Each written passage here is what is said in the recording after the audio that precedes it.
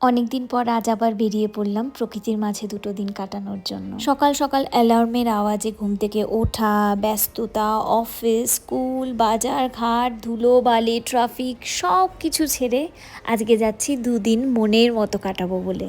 আজকালকার এই ব্যস্ততার যুগে দুটো দিন নিজেকে প্রকৃতির মাঝে ঢেলে দেওয়া মানসিক স্বাস্থ্যের জন্য খুবই প্রয়োজনীয়। ভোরবেলায় বেরিয়ে মাঝ রাস্তায় তো খিদে পেয়েই গেছিল, তাই নেমে গেছিলাম একটা সাউথ ইন্ডিয়ান রেস্টুরেন্টে। অবশ্যই আমরা যাচ্ছি সাউথের একটা জায়গায়, তবে কোথায় যাচ্ছি সেটা ক্রমশ প্রকাশ্য। দুপাশে প্রচুর গাছ, মাঝখান দিয়ে রাস্তা।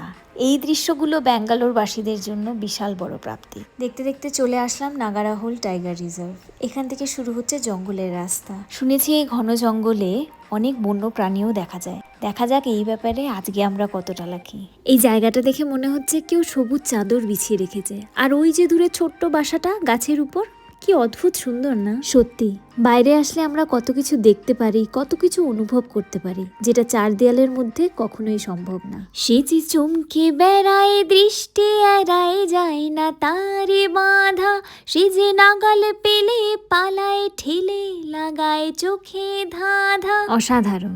জঙ্গলের রাস্তা দিয়ে যাওয়ার মজাটা যেন দ্বিগুণ হয়ে গেল।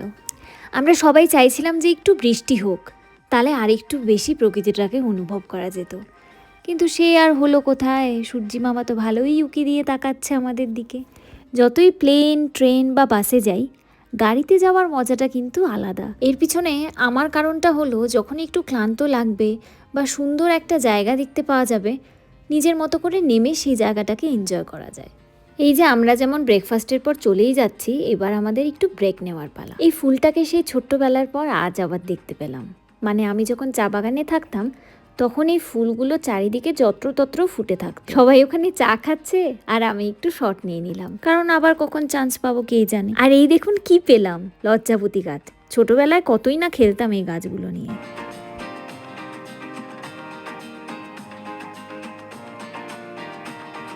আজকে ব্যাঙ্গালোর থেকে আমরা যেখানে যাচ্ছি সেটা বাই রোড লাগে 6 ঘন্টা, আর ব্রেক টেক নিয়ে ওই 7-7.5 ঘন্টা। হঠাৎ করে প্ল্যান করা আর বেরিয়ে পড়া, এই মজাটা কিন্তু সত্যিই আলাদা।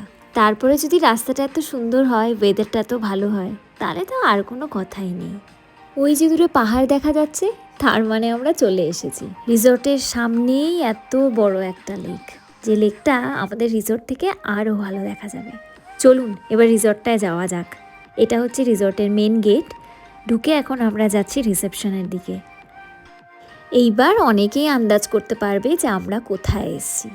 ইয়েস, আমরা এসেছি কেরালা। কেরালার কোন দিকটা সেটা শেষে বলবো। এই রিসর্টটা পছন্দ করার মেন কারণটা তো রুমে গিয়েই দেখা যাবে।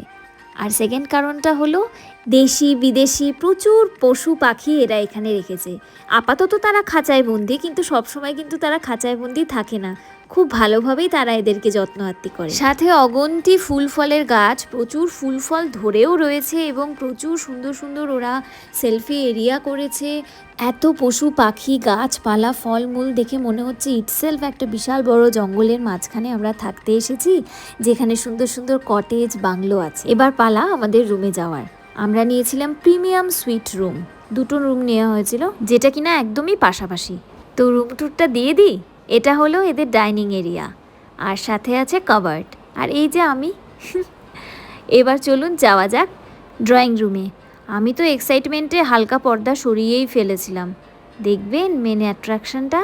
চলুন বাইরে থেকে সুন্দর করে দেখাবো। বিশাল বড় একটা ব্যালকনি, আর ব্যালকনি জুড়ে হচ্ছে পুরো লেক, পাহাড়, জঙ্গল, সব কিছু একসাথে। শুনেছি এখান থেকে সানরাইজ আর সানসেট খুব সুন্দর লাগে।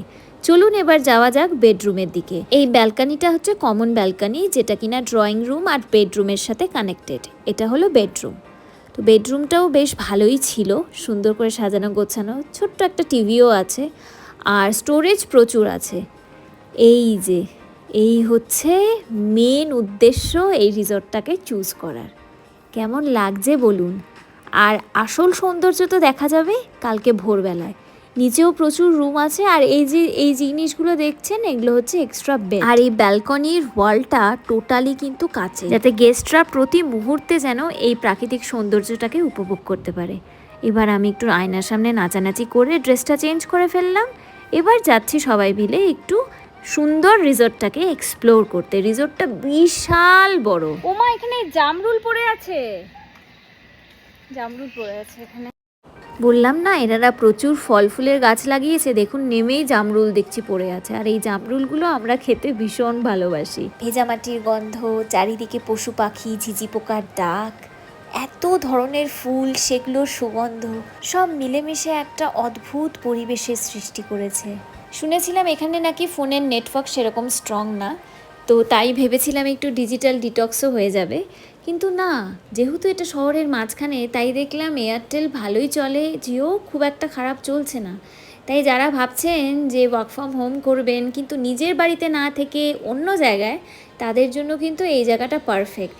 নেটওয়ার্ক এতটাই ভালো ছিল যে রিসর্টের ওয়াইফাই আমাদের কানেক্টই করতে হয়নি। চলুন এবার যাই একটু নিচের দিকে, দেখি নিচে কি আছে। এই চারপাশে যেই জল দেখছেন এটা কিন্তু পুরোটাই লেক, এবং আশেপাশে যতই বিল্ডিং দেখছেন সবকটাই কিন্তু কটেজ, বাংলো আছে, বিভিন্ন ধরনের ছোট রুম, বড় room, lake view room, garden view room, বিভিন্ন ধরনের রুম আছে।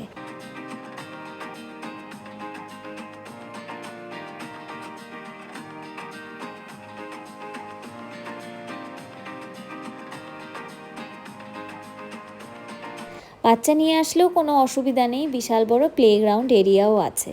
তাই ওরা কোনো দিকে কোনো রকম কোনো অভাব রাখেনি, সব দিকেই সবার কথা ভেবে এই রিসর্টটা কিন্তু বানিয়েছে। বাই দ্য ওয়ে, এটা কিন্তু কোনো পেট প্রমোশন না, আমরা নিজেরা এখানে স্টে করব বলে এসেছি এবং আমার ভীষণ ভালো লেগেছে জায়গাটা, তাই শেয়ার করলাম।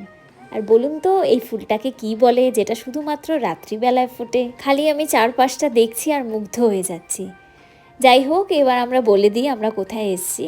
আমরা এসেছি ওয়াইনাডে। রাত্রি 8টা বাজতে বাজতেই ডিনার সার্ভ করে দিয়েছে। চলুন এবার ডিনারটা করে নিই আর ব্লগটাকেও এখানে শেষ করি। কাল দেখা হচ্ছে ওয়াইনাডের পুরো দিনের ব্লগে। সবাই ভালো থাকবেন, সুস্থ থাকবেন।